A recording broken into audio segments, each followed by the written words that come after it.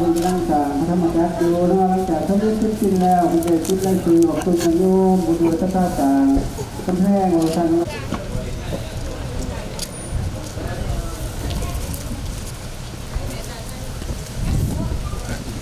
เอกลักษณ์ของเด่นงามของขัดนางรามเนาะไทยนี่มันงามไทยคิดไม่ทันดูนะเราจะสักผ้ายัดมาเป็นห้ามาสักการะพุทธาแปลงมาทำให้ก่อนทำให้ทำให้เลยหลักการเลิกการดูว่าทำให้ถึงหน้า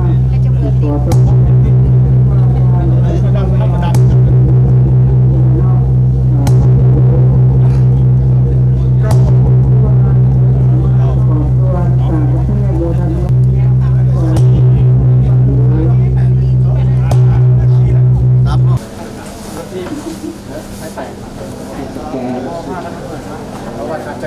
สุขีทีคายุโกมจะมีกาแฟพวกเก็บอย่าได้ต้มไข่อย่างนี้มีแต่ความสุขกายสุขใจเจริญเจริญเนื้อสาธุทางนั้นทางนู้นแกเล่าเนี่ย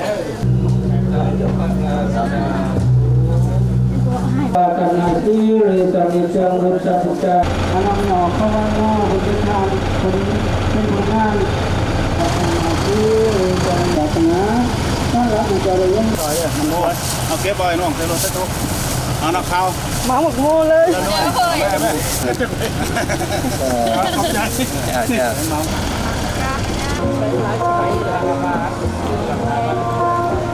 ใช่ใช่เนี่ยเป็นไงนักข่าวไปยืนอยู่ตึ้งนักข่าวเนาะใช่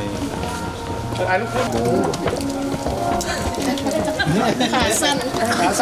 เจ้าเมืองทับนี่เลยไม่ไปขาสั้นยาก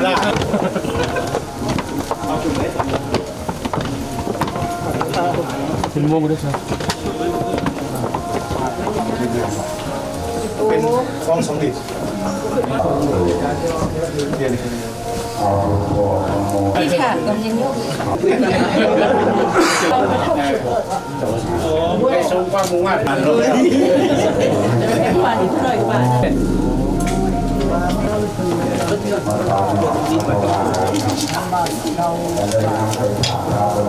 โบกาโบยาหลังโบได้มาพอดบ่อยากเสี่ยงแล้วนี่อยากนอนมากกับมหาลัยแต่เลยสะพานแม่จะให้แต่งขับผมประตูโค้งสมมติจะเห็นเนี่ยประตูโค้งก็แพงไปยามครับโค้งมีเราแทนแล้วอยากนอนมากกับโบกายสะพานเนาะเป็นแบบเป็นครับ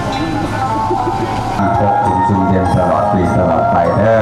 ท่านผู้ชมผู้บนประเสริฐเนาะสาธุสาธุสาธุสาธุให้พรและเกียรตินะครับ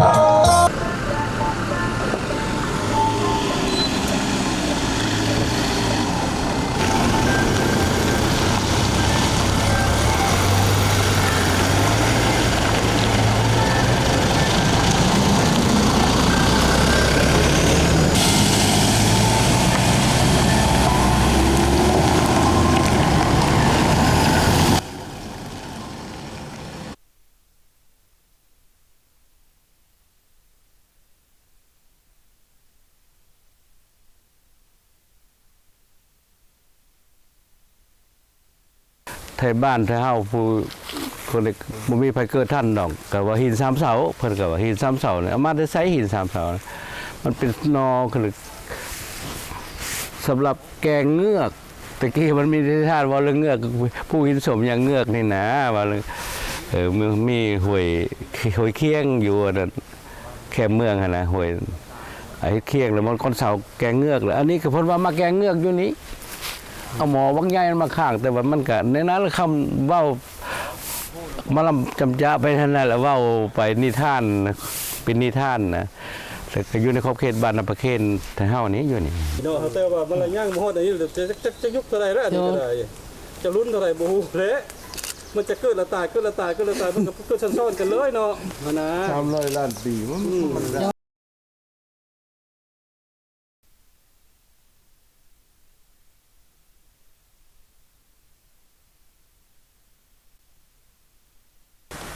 ไปหาเอาคือจะพบปะ น้อมได้ก็เอากินนะต้มน้ำแก่เลยต้มแล้วไปทับอีก จะพูด